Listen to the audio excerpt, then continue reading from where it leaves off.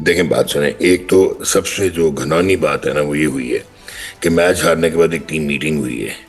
अच्छा, आप और मैं जितना मर्जी क्रिटिसाइज करें बाहर बैठ के, लेकिन जो टूर्नामेंट अभी खत्म नहीं हुआ, you are still in with a chance, you can still win this competition. तो आपने अंदर उधेड़ के रख दिया अपने सीनियर प्लेयर्स को, और सारी रिस्पॉन्सिबिलिटी उन पर डाल दी। ना कप्तान ने रिस्पॉन्सिबिलिटी ली, ना कोच ने रिस्पॉन्सिबिलिटी ली, जो कि सबसे बड़े जिम्मेदार है। पाकिस्तान सुपर 8 में अगर खेलेगा, most likely that will be Sri Lanka, England and New Zealand. New Zealand की जिस किस्म की टीम है और जिन कंडीशंस में मैच है श्रीलंका में, पालाकीली में है, आई डोंट थिंक सो कि आप उनको कोई इतनी आसानी से हरा सकते हैं। लेकिन इंग्लैंड को आप पकड़ सकते हैं। वो जेडेड लग रहे हैं, वो बड़ी मुश्किल से स्टटर करते मैच वो जीते हैं, लेकिन वो जिस तरह जीते हैं वो आपके सामने चाहे इटली था चाहे नेपाल था। और श्रीलंका को भी आप पकड़ सकते हैं। तो इसका मतलब है आपके पास स्टिल चांस है कि आप क्वालिफाई कर सकते हैं फॉर द नॉकआउट सेमीफाइनल्स। लेकिन शर्त यह है कि हट दर्मी को छोड़ें, स्टबरनेस को छोड़ें, फेवरेटिज्म को छोड़ें, बेस्ट 11 जो बनती है वो लेके चलें। सही।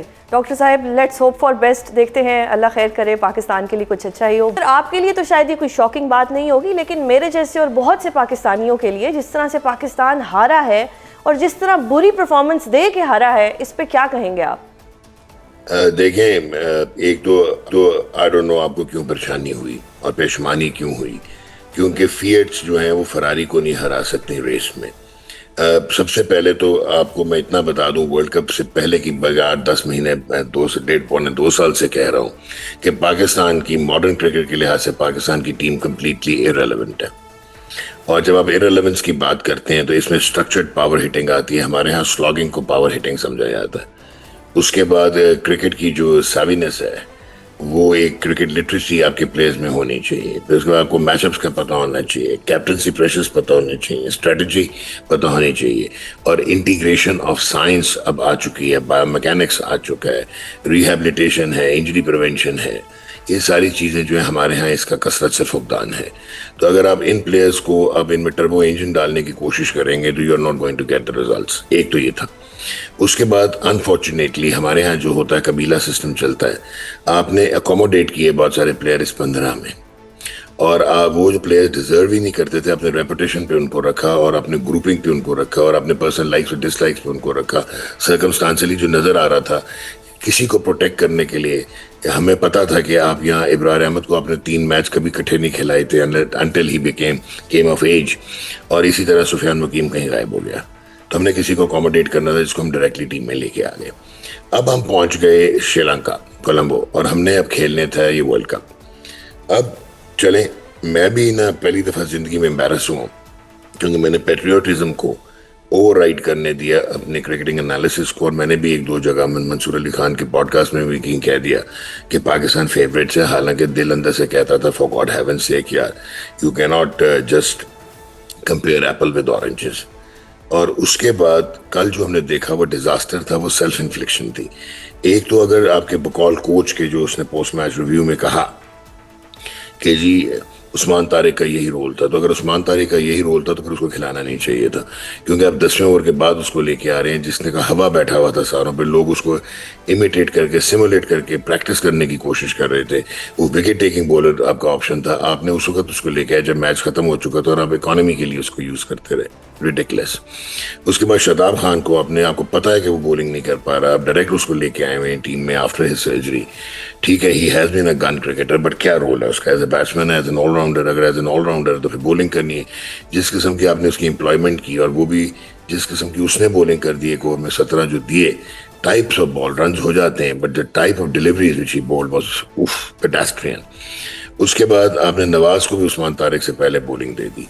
फिर आपने खुद पहला ओवर किया। टेक्निकली अगर आपने ये करना ही था, दूसरा ओवर करते प्रेशर में, और 3 ओवर अपने पावर प्ले में पूरे करते। आपने वो भी पूरे नहीं किए, 2 ओवरों के बाद दौड़ लगा दी। अच्छा, उससे बड़ा ब्लंडर आपने किया, टॉस जीत के अपनी स्ट्रेंथ पे खेलने के बजाय अपनी इंडिया की स्ट्रेंथ पे खेल दिया और आपने उनको खिला दिया, बैटिंग करवा दी। एंड देन इब्रार का हर एक को पता है कि वो जिस किस्म की बॉलिंग करता है, मिस्ट्री स्पिनर है, आउटस्टैंडिंग बॉलर है वो। आपने उसको लेफ्ट हैंडर के सामने डाल दिया शुरू ही में, जहाँ पे उस्मान तारिक को डालना चाहिए था। उस चक्कर में वो रिलीज स्पीड उसने अपनी ज्यादा कर ली। जब उसने रिलीज स्पीड ज्यादा की, वो बॉल आगे पड़ा, जब आगे पड़ा उसने फारिग कर दिया। तो दूसरा, आपने कल स्ट्रक्चर पावर हिटिंग भी देखी होगी, मेरिट पे शॉट्स भी देखे होंगे। ये तो खुशकिस्मत थे कि साइम अयूब की एक बॉल पे वो दूर से खेल के कट खेल के आउट हो गया, थोड़ा ब्रेक हो गया, वरना ईशान किशन ने तो आपको वैसे भुगता देना था। 88-77 उसका था। सही सर, अब कहीं ना कहीं प्लेयर्स की स्ट्रेटजी का इशू तो आया है। कल मोहम्मद यूसुफ साहब ने भी एक बयान दिया, उन्होंने कहा है कि शाहीन आफरीदी, बाबर आजम, शादाब खान, इनका टाइम पूरा हो चुका है। Sir, do you agree with this statement?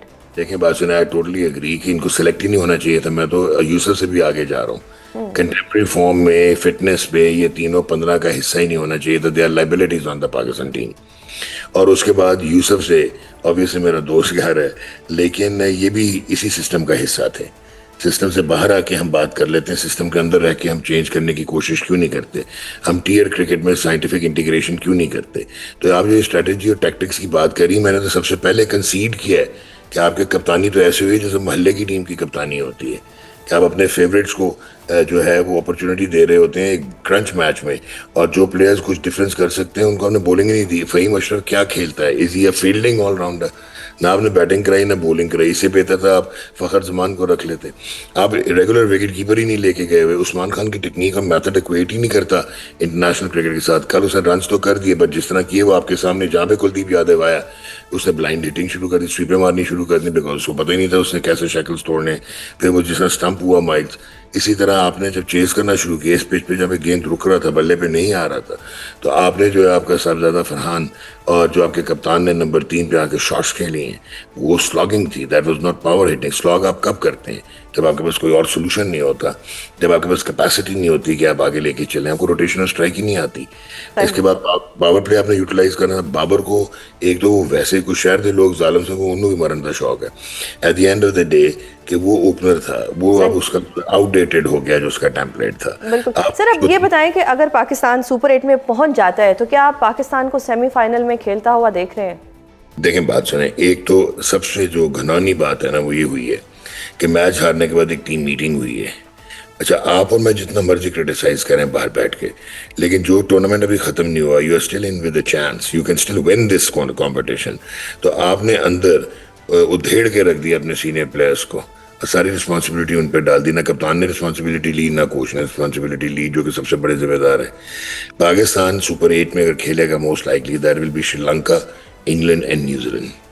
New Zealand की जिस किस्म की टीम है और जिन कंडीशंस में मैच है श्रीलंका में, पालकीली में है, आई डोंट थिंक सो कि आप उनको कोई इतनी आसानी से हरा सकते हैं। लेकिन इंग्लैंड को आप पकड़ सकते हैं, वो जेडेड लग रहे हैं, वो बड़ी मुश्किल से स्टटर करते हैं। मैच वो जीते हैं, लेकिन वो जिस तरह जीते हैं वो आपके सामने चाहे इटली था चाहे नेपाल था। और श्रीलंका को भी आप पकड़ सकते हैं। तो इसका मतलब है आपके पास स्टिल चांस है कि आप क्वालिफाई कर सकते हैं फॉर द नॉकआउट सेमीफाइनल्स। लेकिन शर्त यह है कि हठधर्मी को छोड़ें, स्टबरनेस को छोड़ें, फेवरेटिज्म को छोड़ें, बेस्ट 11 जो बनती है वो लेके चलें। सही डॉक्टर साहब, लेट्स होप फॉर बेस्ट। देखते हैं, अल्लाह खैर करे, पाकिस्तान के लिए कुछ अच्छा ही हो।